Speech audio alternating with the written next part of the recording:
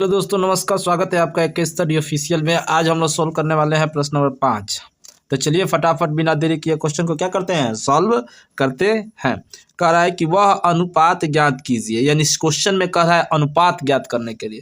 कह रहा है जिसमें बिंदु ए का निर्देशांक 5, है, 1, -5 है, और बी का निर्देशांक -4, 5 को मिलाने वाला रेखाखंड एक्स अक्ष से विभाजित होता है। अब यहाँ पर एक्स अक्ष की बात कर दिया है तो हम ध्यान देंगे, अभी आपको बताएंगे। इस विभाजन बिंदु के निर्देशांक भी ज्ञात कीजिए। दो क्वेश्चन इसमें है ध्यान। एक तो कह रहा है कि अनुपात ज्ञात कीजिए विभाजन बिंदु का निर्देशांक, और एक्स अक्ष से विभाजित होता है। तो मान लीजिए इसको हम लोग फिगर के माध्यम से समझेंगे। ये मान लीजिए कि हमारे पास ये हो गया, ये एक रेखा हो गया जिसका नाम हो गया ए, और ये हो गया बी। ए का निर्देशांक कितना दिया है, तो 1, -5 और बी का -4, 5। कह रहा है कि इसका तो मान लीजिए कोई बिंदु यहाँ पर विभाजित कर रहा है, ये मान लीजिए पी है। इसका एक तो अनुपात यानी m1 और m2 का मान ज्ञात करना है, साथ में इस बिंदु का निर्देशांक ज्ञात करा। लेकिन कह रहा है कि एक्स अक्ष से विभाजित होता है, यानी इस बिंदु को हम, एक तो एक्स होगा और दूसरा जब एक्स अक्ष की बात कहे यानी दूसरा 0 होगा, है ना। जब एक्स अक्ष की बात करें तो ये देखिए, ये एक्स होता है, ये वाई होता है, तो पहला एक्स और वाई को हम लोग मान लेते हैं 0। तो बिना देरी किए फटाफट क्वेश्चन को क्या करते हैं, सॉल्व करते हैं। लिखेंगे फटाक से। दिया है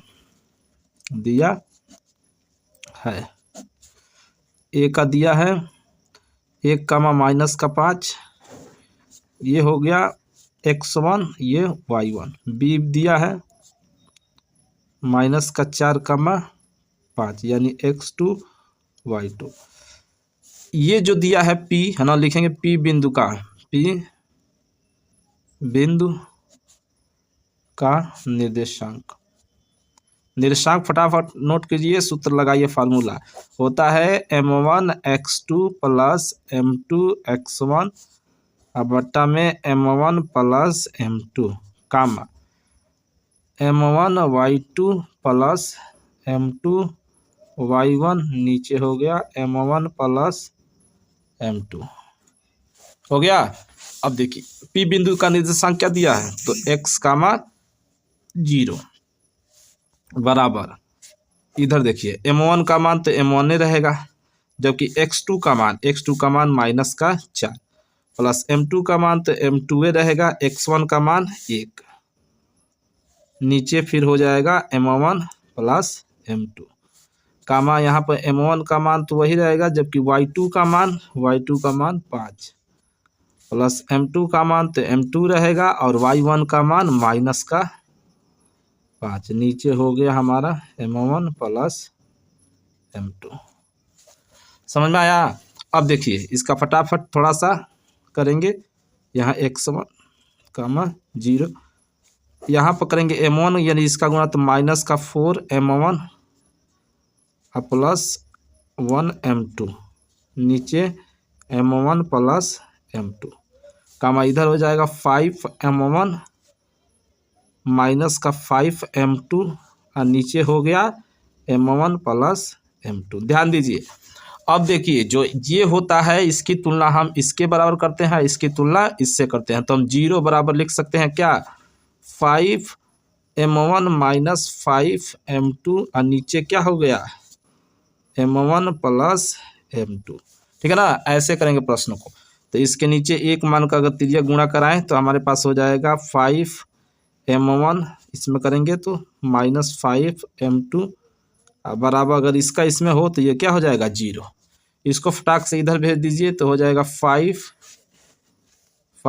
m1 = 5 m2, तो 5 से 5 कट गया, इधर हो गया m1 = m2, यानी m1 का मान 1 और m2 का मान भी 1। ठीक है ना। तो अनुपात यहाँ पर हो गया, अनुपात बराबर दोनों का अनुपात, यानी m1 और m2 का अनुपात हो जाएगा हमारे पास 1:1। अब ध्यान दीजिए, कोई भी वस्तु, अगर कोई रेखा है, मान लीजिए अगर कोई रेखा है, तो वो 1:1 यानी आधा आधा यानी मध्य बिंदु में उसको काट रही है, ठीक है ना। तो यहाँ मध्य बिंदु का अनुपात का सूत्र लगाएंगे तो बीच वाले बिंदु P का भी निर्देशांक निकल जाएगा। तो लिखेंगे मध्य बिंदु का निर्देशांक, मध्य बिंदु का निर्देशांक, मध्य बिंदु का निर्देशांक बराबर हो जाएगा x1 प्लस x2 अपान 2 कामा y1 प्लस y2 अपान 2। तो हमारे पास x1 का मान कितना है, तो x1 का मान कितना है, 1 है ना। तो 1 इसका -4 नीचे 2, ये हो गया। y1 का मान कितना हो गया, 5 -5 प्लस का 5, ठीक है ना, नीचे 2।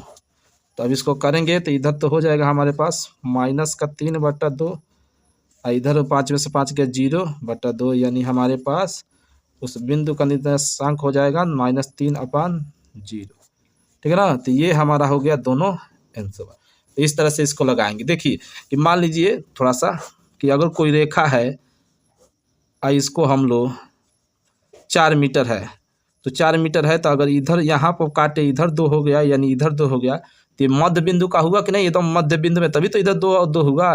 नहीं तो अगर ये 4 होता, अगर ये 2, अगर मान लीजिए इधर 1 हो जाता, इधर 3, तो मध्य में थोड़े होता। तो इस तरह से इसको लगाएंगे। ये रफ हो गया, बाकी ये सब आप लोग नोट कर लीजिए। मिलते हैं अगले।